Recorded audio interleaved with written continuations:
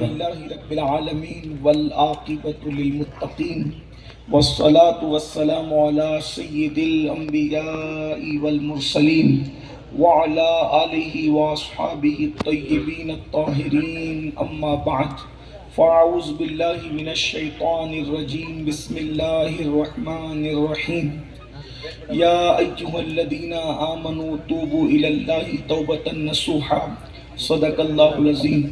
غوث اعظم بمنے بے سرو ساما مددے، قبلہ دین مددے، کعبہ ایمان مددے، انتظار کرم تست من عینی را، اے خدا جویو خدا بینو خدا دا مددے، بگرداب بلا افتادہ کشتی، مدد کن مدد کن مدد کن یا معین الدین چشتی۔ آئیے ہم اور آپ مل کر انتہائی احترام و عقیدت کے ساتھ اپنے اور ساری کائنات کے مرکز عقیدت، دانائے سبل مولائے کل ختم الرسل، انیس بے کساں چارہ ساز درد مندہ، حضور مد مجتبی محمد مصطفیٰ، ارواحنا فدا صلی اللہ علیہ وآلہ وصحبہ وبارک وسلم کی بارگاہ بے کس پناہ میں جس طریقے سے پڑھاؤں سب مل کر میرے ساتھ پڑھ لیں۔ الصلاۃ والسلام علیک یا رسول اللہ، الصلاۃ والسلام علیک یا نبی اللہ، الصلاۃ والسلام علیک یا حبیب اللہ، وعلی آلک واصحابک یا نور اللہ، صلی اللہ تعالی علیہ وسلم۔ آج کی یہ محفل دستار بندی، ختم بخاری اور اصلاح عقائد و اعمال کے حوالے سے انعقاد پذیر ہے، اور یہ میری بھی اور آپ سب کی خوش نصیبی ہے کہ استاذ العلماء بقیت السلف، سرمایہ اہل سنت، حضور مفتی اعظم راجستھان حضرت علامہ مفتی شیر محمد خان صاحب قبلہ رضوی ہمارے درمیان موجود ہیں۔ ساتھ ہی ساتھ ہمارے بڑے بھائی حضرت پیر سید یاسین باپو قادری مدظلہ العالی بھی موجود ہیں، اور آج آپ کے درمیان پہلی مرتبہ بھائی صالح محمد صاحب، ان کی دعوت پر میں حاضر ہوں۔ دعا کرتا ہوں کہ اللہ ہم سب کی حاضری کو قبول فرمائے۔ میں نے جس آیہ کریمہ کی تلاوت کی ہے اس کے متعلق مجھے حق کہنے اور آپ سب کو حق سن کر اس پر عمل کرنے اور اسے عام کرنے کی توفیق عطا فرمائے۔ آج کے بعد جو کل رات آئے گی وہ بڑی رات ہے، جسے ہم شب برات کہتے ہیں، اور یہ وہ مبارک رات ہے، وہ برکت والی رات ہے جس میں اللہ کے رسول صلی اللہ علیہ وآلہ وسلم نے فرمایا کہ بنو کلب کی بکریوں کے بالوں کی تعداد کے برابر اللہ شب برات میں لوگوں کی مغفرت فرماتا ہے۔ اللہ تعالیٰ سب کو بخش دیتا ہے، سب کی بخشش فرما دیتا ہے، لیکن کچھ ایسے بھی کم نصیب ہیں کہ جب سب بخشے جاتے ہیں تو وہ رہ جاتے ہیں۔ تو رہ جانے والوں میں کون کون ہیں اس کی طرف ہماری توجہ نہیں جاتی، میں اس کی طرف آپ کی توجہ دلاتا ہوں۔ اللہ کرے ہم اس پر غور کریں، کہیں ایسا تو نہیں کہ پوری امت بخشی جا رہی ہے اور ہم پڑے رہ جا رہے ہیں، ہم ریجیکٹ کیے جا رہے ہیں، ہمیں جو ہے اسی طریقے سے چھوڑ دیا جا رہا ہے۔ تو جتنی احادیث شب برات سے متعلق روایتوں میں آئی ہے ان میں یہ ضرور آیا ہے کہ سب بخش دیے جاتے ہیں۔ ایک ایک بنو کلب کے آدمی کے پاس جنگل بھر بھر کے بکریاں ہوا کرتی تھی، تو بنو کلب کی بکریوں کے برابر نہیں بلکہ بکریوں کے بالوں کی تعداد کے برابر لوگ بخشے جاتے ہیں، مگر کسے نہیں بخشا جاتا؟ تو اللہ کے رسول صلی اللہ علیہ وآلہ وسلم فرماتے ہیں جس کو نہیں بخشا جاتا وہ پہلے نمبر پر جو محروم ہے اس کو وہ بندہ ہے جو کسی کے لیے اپنے سینے میں کینہ رکھتا ہے، کسی کے لیے اپنے دل میں بغض رکھتا ہے، کسی کے لیے اپنے دل میں دشمنی رکھتا ہے، لوگوں کو نقصان پہنچانے کے لیے اس کے دل و دماغ کے اندر منصوبے بنتے رہتے ہیں۔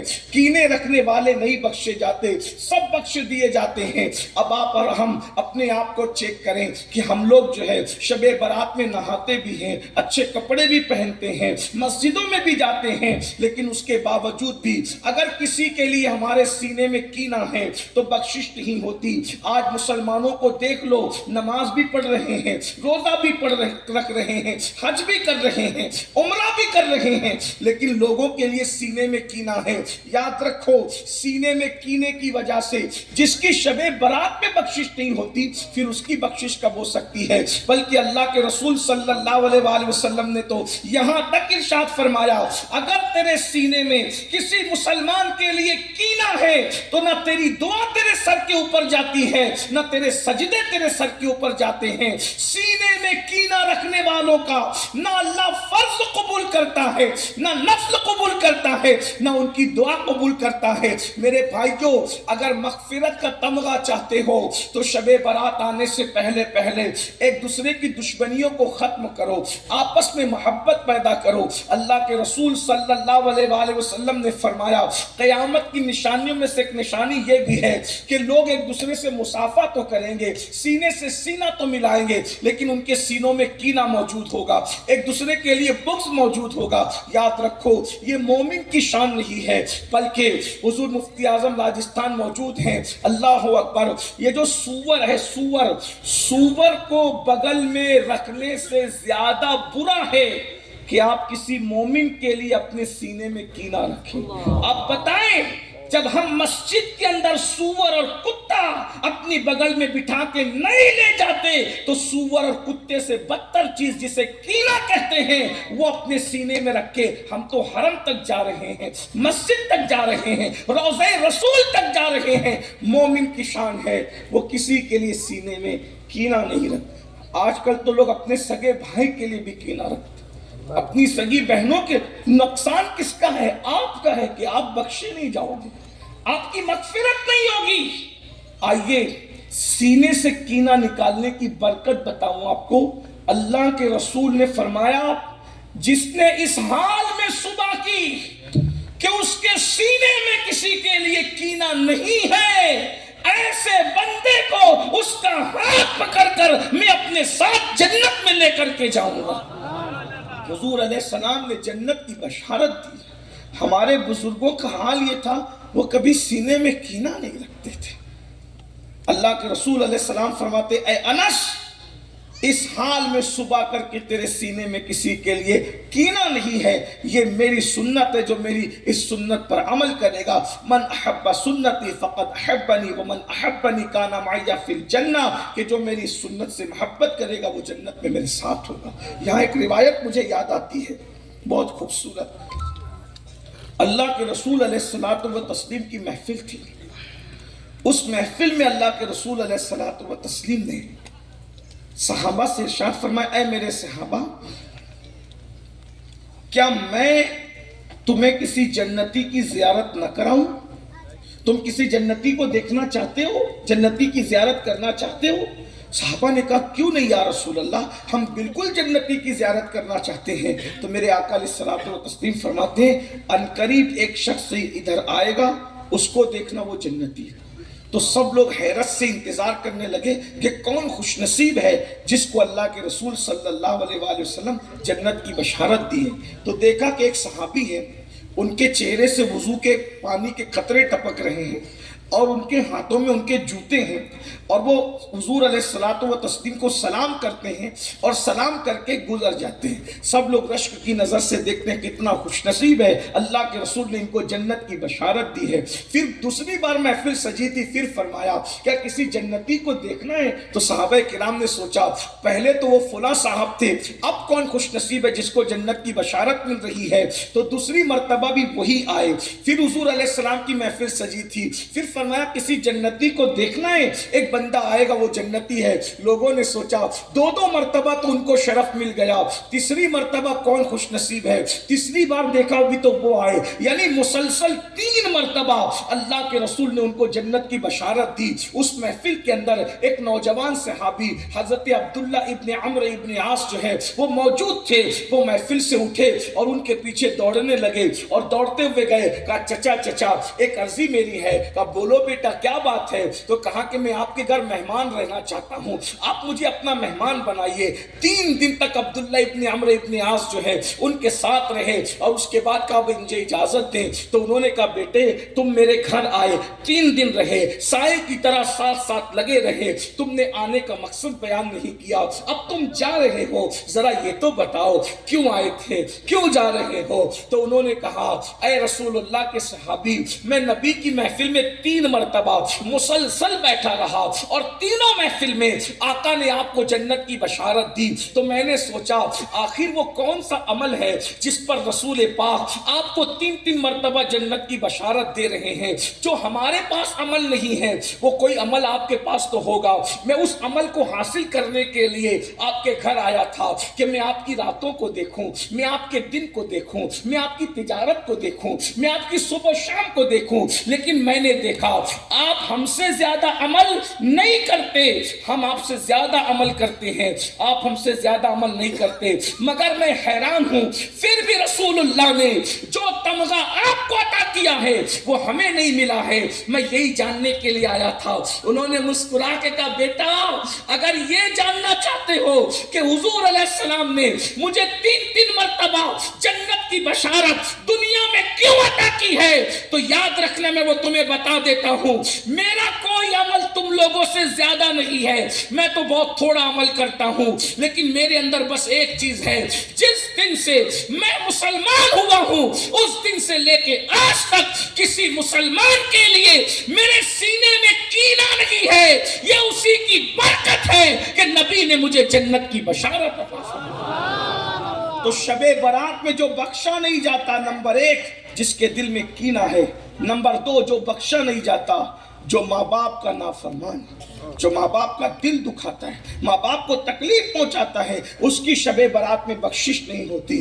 آج کل کے نوجوان چھوکروں کو دیکھیں، ماں باپ کی ان کے پاس کوئی اہمیت نہیں، ماں باپ کا دل دکھاتے، ماں باپ کو تکلیف پہنچاتے۔ دیکھو پیروں کا مرتبہ، سیدوں کا مرتبہ، علماء کا مرتبہ بہت بڑا ہے، سب کی تعظیم کرو، لیکن اتنا خیال کرنا آپ بڑے سے بڑے پیر کے وفادار بن جائیں، بڑے سے بڑے سید کے وفادار بن جائیں، غوث پاک جیسے سید کی بھی وفادار بن جائیں، غریب نواز سید کی بھی وفادار بن جائیں، لیکن اگر آپ ماں باپ کے وفادار نہیں ہیں تو غوث اعظم اور غریب نواز کی وفاداری کا دعویٰ بھی آپ کو قیامت کے دن کام نہیں آئے گا۔ یہ بات میں بڑی سچی آپ کے سامنے کروں، سب کے وفادار بنوں مگر پہلے اپنے ماں باپ کے وفادار بنوں۔ آپ ناطخواں کو نذرانہ دے رہے ہیں، مقرر کو نذرانہ دے رہے ہیں، اپنے پیروں کو نذرانہ دے رہے ہیں، اور ماں باپ اگر دوا کے لیے پیسے طلب کرتے ہیں تو آپ ان کو ڈانٹ کے کہتے ہیں بس کرو سب تمہیں پہ خرچ کر دیں تو ہم کیا کریں گے؟ تو یاد رکھنا سب پہ خرچ کرنے سے زیادہ ثواب اگر کسی پہ خرچ کرنے سے ملتا ہے تو ماں باپ پہ خرچ کرنے سے ملتا ہے۔ اور آج ہم ماں باپ کو سب کو پکڑے ہوئے ہیں، ماں باپ کو چھوڑے ہوئے ہیں، مگر یاد رکھنا زمین کے اوپر سب سے بڑا مرشد ہمارے ماں باپ ہیں۔ اگر ماں باپ خوش نہیں ہیں، اللہ کے رسول کی حدیث سن لو، اگر ماں باپ خوش نہیں ہیں تو اللہ کے رسول صلی اللہ علیہ وآلہ وسلم فرماتے ہیں شہید ہو کر بھی شہید کو جنت نہیں ملے گی اگر ماں باپ ناراض ہیں تو۔ اس حدیث کو علامہ سید نعیم الدین مراد آبادی تفسیر خزائن العرفان کے اندر نقل کرتے ہیں کہ اگر ماں باپ دونوں میں سے کوئی ایک ناراض ہو یا دونوں ناراض ہو تو شہید ہو کر بھی تمہیں جنت نہیں ملے گی۔ کتنی بڑی بات ہے میرے بھائی، شہید ادھر شہید ہوتا ہے، ادھر اس کی روح کو جنت میں داخل کیا جاتا ہے، مگر اللہ کے رسول کا فرمان تو سنو، ہم بہت دور ہو گئے اللہ کے دین سے۔ دراصل ہمارے پاس علم نہیں ہے، ہم مدرسوں سے دور ہیں، ہم تعلیم سے دور ہیں، اس لیے جس کو زیادہ اہمیت دینا چاہیے ہم اس کو زیادہ اہمیت نہیں دیتے۔ دین سیکھو، مذہب سیکھو، مسلک سیکھو، تعلیم کی طرف آؤ۔ اللہ کے رسول علیہ السلام کا فرمان ہمیں جھنجھوڑ کر ماں باپ کی عظمت بتا رہا ہے، ماں باپ کی بزرگی بتا رہا ہے، ماں باپ کا مقام و مرتبہ بتا رہا ہے۔ آج کل کے لڑکے ماں باپ کا دل دکھاتے ہیں، کوئی ڈانٹتا ہے، کوئی ان کو ڈرا کے رکھتا ہے، کوئی ان کو دھمکا کے رکھتا ہے۔ کتنی بڑی بات ہے، اگر کوئی شہید بھی ہو جائے اور ماں باپ ناراض ہو تو بھی وہ جنت میں نہیں جائے گا، مگر حدیث میں آیا ہے چونکہ شہید ہوا ہے تو جہنم میں بھی نہیں جائے گا۔ جنت اور جہنم کے درمیان ایک مقام ہے جس کو مقام آراف کہا جاتا ہے، اس میں اس کو رکھا جائے گا۔ نہ جنت جیسی نعمتیں ملے گی نہ جہنم جیسا عذاب ملے گا۔ اب میں آپ سے پوچھنا چاہتا ہوں، جب شہید ہو کر بھی ماں باپ کے گستاخ کو جنت نہیں ملتی تو میرے بھائیوں آج ہم لوگ کہاں ہیں؟ شب برات میں بھی بخشے نہیں جاؤ گے، لیکن اللہ اکبر اگر کوئی ماں باپ کو خوش کر لے تو اللہ کے رسول فرماتے ہیں، اللہ اکبر، ایک صاحب نے پوچھا یا رسول اللہ مجھے کیسے پتا چلے کہ اللہ مجھ سے راضی ہے کہ ناراض ہے؟ کیونکہ اللہ دکھائی تو نہیں دیتا، اللہ دکھنے سے پاک ہے، تو مجھے کیسے پتا چلے کہ اللہ راضی ہے کہ ناراض ہے؟ میرے آقا فرماتے ہیں گھر جا اور جا کر دیکھ، اگر تیرے ماں باپ تجھ سے راضی ہیں تو اللہ بھی راضی ہے، اور ماں باپ ناراض ہیں تو اللہ بھی ناراض ہے۔ یاد رکھنا جب تک ماں باپ کی خوشی نہیں ملتی تب تک کسی کو اللہ نہیں ملتا۔ اگر آپ چاہتے ہیں ماں باپ کو چھوڑ کر اللہ ملے تو مجھے یہاں ایک واقعہ یاد آتا ہے، آپ کو اس کا اندازہ ہونا چاہیے۔ میں پہلی مرتبہ آیا ہوں، مجھے نہیں پتا کہ آپ کی سوچ کیا ہے، آپ کی فکر کیا ہے، لیکن ویسے بھی میری کوشش یہ ہوتی ہے کہ میں آپ کی پسند کی بات کرنے کی بجائے اور اپنی پسند کی بات کرنے کی بجائے اپنی آخرت کی نجات کی بات کروں، اس لیے کہ آپ کی پسند کی دوا، جو ڈاکٹر ہوتا ہے حکیم ہوتا ہے وہ مریض کی پسند کی دوا نہیں دیتا، نہ اپنی پسند کی دیتا ہے، وہ تو ضرورت کے مطابق دوا دیتا ہے۔ تو میں آپ کی پسند کی نہیں بلکہ ضرورت کی بات کرنا چاہتا ہوں۔ دیکھو آج ہم ماں باپ کو چھوڑ کر اللہ کو ڈھونڈ رہے، نہیں ملے گا، اللہ کبھی نہیں ملے گا۔ اس سلسلے میں ایک بڑا مشہور واقعہ ہے جس کو ہمارے صوفیہ نے بہت کثرت سے لکھا۔ ولایت کی دنیا میں ایک بہت بڑا نام ہے سلطان العارفین حضرت بایزید بسطامی کا۔ آپ نے بھی نام سنا ہوگا بایزید بسطامی۔ یہ بایزید بسطامی کون ہے؟ سید الطائفہ طاؤس العلماء حضرت جنید بغدادی فرماتے ہیں کہ جو مقام اللہ نے فرشتوں میں جبریل کو عطا کیا ہے وہ مقام ولیوں میں اللہ نے بایزید بسطامی کو عطا کیا۔ بایزید اللہ کے ولی بچپن ہی میں بن گئے تھے، بچپن سے اللہ کے ولی تھے، لیکن ولایت کی بھی مختلف قسمیں ہوتی ہیں۔ بعض لوگوں نے لکھا ولایت کے 100 مرتبے ہیں، بعض لوگوں نے لکھا ولایت کے 28 درجے ہیں۔ بہرحال جو بھی درجہ ہو، لیکن اس میں ایک درجہ ولایت کا ہے مقام حضوری۔ یہ مقام حضوری کیا ہے کہ بندہ ہر لمحہ اللہ رسول کے حضور میں حاضر رہتا ہے، وہ جدھر نظر اٹھاتا ہے اس کو یار کا جلوہ نظر آتا ہے۔ تو بایزید کو یہ تمنا تھی کہ میں جدھر دیکھوں یار کا جلوہ نظر آئے، تو وہ مقام حضوری چاہتے تھے، اس میں کامیابی نہیں مل رہی تھی۔ ماں کے پاس آئے اور ماں سے کہا امی مجھے تمہاری خاطر محنت مزدوری کام کاج کرنے پڑتے ہیں تو میں عبادت اتنی نہیں کر پاتا جتنی مجھے کرنا چاہیے، کیونکہ مجھے جتنا بڑا مقام چاہیے اتنی زیادہ مجھے عبادت کرنی پڑے گی تب مجھے وہ مقام ملے گا۔ ماں بھی ولیہ تھی، نیک تھی، پرہیزگار تھی۔ ماں نے پوچھا بیٹا تجھے کون سا مقام چاہیے؟ تو کہا مجھے مقام حضوری چاہیے۔ تو کہا کیا کرنا ہے؟ تو کہا ماں اگر تم مجھے اجازت دو تو میں تمہاری خدمت سے معافی چاہتے ہوئے میں جنگلوں میں چلا جاؤں، پہاڑوں میں چلا جاؤں اور جنگل و بیابان میں اللہ کی عبادت کروں تاکہ مجھے مقام حضوری نصیب ہو جائے۔ ماں ماں ہوتی ہے۔ ایک بات ہمیشہ یاد رکھنا، اولاد ماں باپ سے پیار کرے نہ کرے مگر ماں باپ اولاد سے ضرور پیار کرتے ہیں۔ ان کی محبتیں بے لوث ہوتی ہے، ان کی محبتیں بے غرض ہوتی ہے، ان کی محبتوں میں سچائی ہوتی ہے، ان کی محبتوں میں دکھاوا نہیں ہوتا، ان کی محبتوں میں ریاکاری نہیں ہوتی۔ ایک بات میں سچی سچی کہوں، دنیا بھر میں ہم جاتے ہیں لوگ بڑے بڑے القابات سے یاد کرتے ہیں، کوئی سید صاحب کہتا ہے، کوئی خطیب صاحب کہتا ہے، کوئی پیر صاحب کہتا ہے، کوئی کچھ کہتا ہے، کوئی کچھ کہتا ہے، مگر اللہ کی قسم اٹھا کر کے کہہ رہا ہوں یہ القابات سن کر دلوں کو اتنا سکون نہیں ملتا۔ جب گھر جا کے ماں باپ بیٹا کہہ کے پکارتے ہیں اس کی جو لذت لذت ہے وہ کسی القاب کی لذت میں نہیں ہے، وہ کسی لقب کی لذت میں نہیں ہے۔ میرے بھائیوں، میری قوم کے جوانوں، ایک دن جب تمہارے ماں باپ نہ رہیں گے تو تمہیں ماں باپ یاد آئیں گے۔ ارے میں اور آپ کیا، رسول اللہ کو ماں باپ یاد آتے تھے۔ ہماری حیثیت کیا ہے؟ یہ بڑی قیمتی نعمت ہے۔ بڑے سے بڑے خوبصورت چہرے کو دیکھ کر کے وہ ثواب نہیں ملتا جو جھری پڑے ہوئے ماں باپ کے چہروں کو دیکھ کے ملتا ہے۔ اللہ ان کو دیکھنے سے مقبول حج کا ثواب عطا فرماتا ہے۔ جتنی مرتبہ دیکھو اتنے مقبول حج کا ثواب۔ اللہ اکبر۔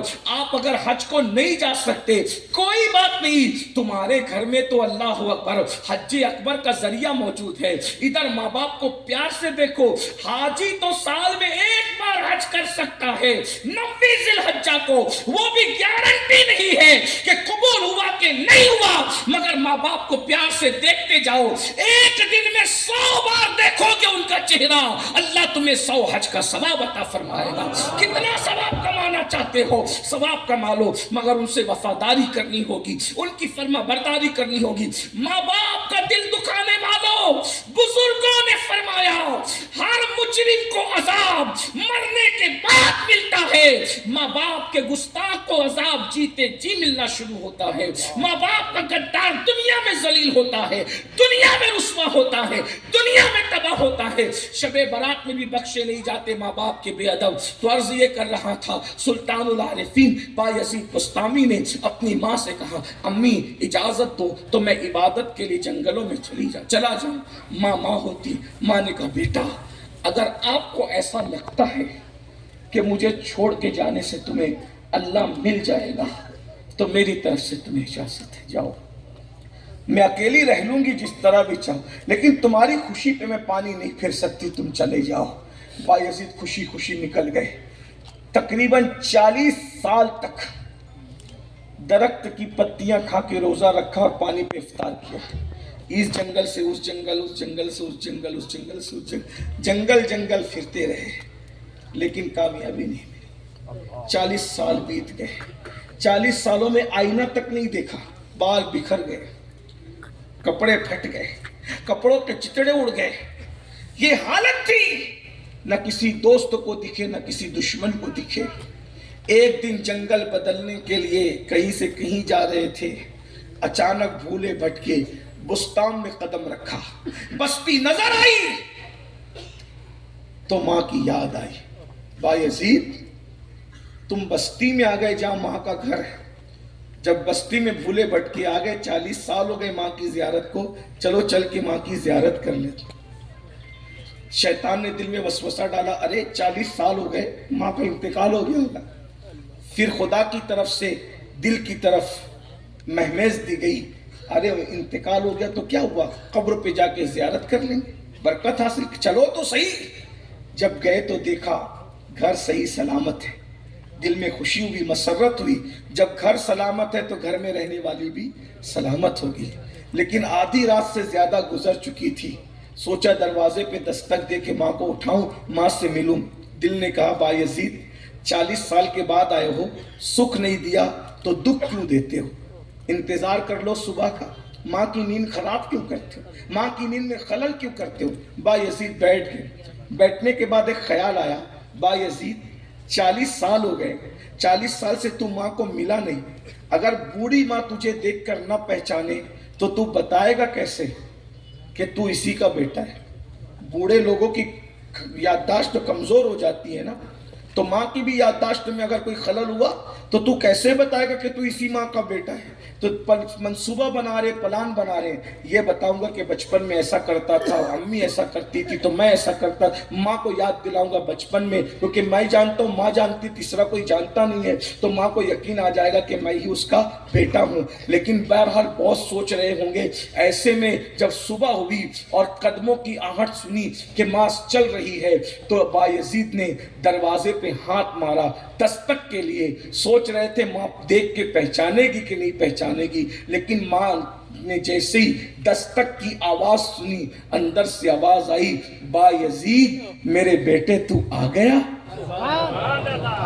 بایزید میرے بیٹے تو آ گیا۔ बायजीद की आंखों में आंसू थे। मैं तो समझ रहा था माँ 40 साल के बाद भी देख के पहचानेगी कि नहीं पहचानेगी। मेरी माँ तो मेरी दस्तक की आवाज को भी नहीं भूली, मेरी माँ तो मेरे दस्तक के अंदाज को भी जानती है। दरवाजा खुला, माँ ने बेटे को देखा। 40 साल के बाद जज्बात का तलातुम था, माँ तड़प गई। बेटे ने माँ को देखा, माँ ने बेटे को देखा। माँ ने दोनों हाथों से अपने बेटे के गाल को पकड़ लिया और उनके चेहरे को हाथों में ले लिया, क्योंकि बेटा कितना ही बड़ा हो जाए माँ के सामने तो वो बच्चा ही रहता है। 80 साल का बेटा भी माँ बाप के सामने बच्चा ही रहेगा।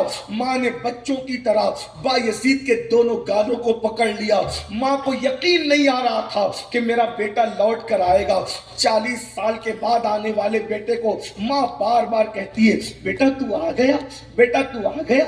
माँ कहती, हाँ माँ मैं आ गया। बेटा तू आ गया, हाँ माँ मैं आ गया। बेटा तू आ गया, हाँ माँ मैं आ गया। बस यही। जब माँ को यकीन हो गया कि मेरा बेटा घर लौट आया, तो माँ ने बड़ी सादगी से पूछा, बायजीद जिस खुदा को ढूंढने गए थे क्या वो खुदा मिल गया? जंगलों में बियाबानों में खुदा मिल गया? बायजीद की आंखों के सामने अंधेरा सा छा गया, नाकामी का एहसास हुआ और माँ से कहा, नहीं माँ, जो मकाम चाहता था वो मकाम नहीं मिला। तो बायजीद की माँ ने पूछा, बेटा कितने साल इबादत की? माँ मैंने 40 साल तक अनाज नहीं देखा, दरख्त की पत्तियां खा के रोजे रखे, पानी पी करके इफ्तार किया। माँ कभी किसी से मुलाकात, दोस्त दुश्मन किसी से बात भी नहीं की। माँ सिर्फ इबादत इबादत इबादत, फिर भी मैं कामयाब न रहा। माँ 40 साल से इबादत कर रहा हूँ, जो मकाम चाहता था वो मकाम नहीं मिला। माँ तड़प गई, आंखों में आंसू मंडलाने लगे, मिसका पर सितारे झिलमिलाने लगे। माँ अपने बेटे के गालों को पकड़े पकड़े आसमान की तरफ देखा और देखकर अर्ज की, मौला मेरे बेटे पे करम कर दे, ये तुझे पाना चाहता है मौला, ये जो मकाम चाहता है उसको वो मकाम अता कर दे। बस 2 जुमले मांगे निकलने थे। बायजीद बुस्तामी कहते हैं, 40 साल की रातों दिन की इबादत ने मुझे जिस मकाम पर नहीं पहुंचाया, माँ के 2 जुमलों ने मुझे उस मकाम पे पहुंचा दिया। हिजाबात उठ गए, मुशाहिदा हो गया। तब बायजीद माँ के कदम पकड़ के कहते हैं, अरे मैं तो दीवाना था, खुदा को जंगलों में ढूंढ रहा था, मुझे क्या खबर खुदा जंगलों में नहीं मिलता, माँ की दुआओं की वजह से खुदा मिला था।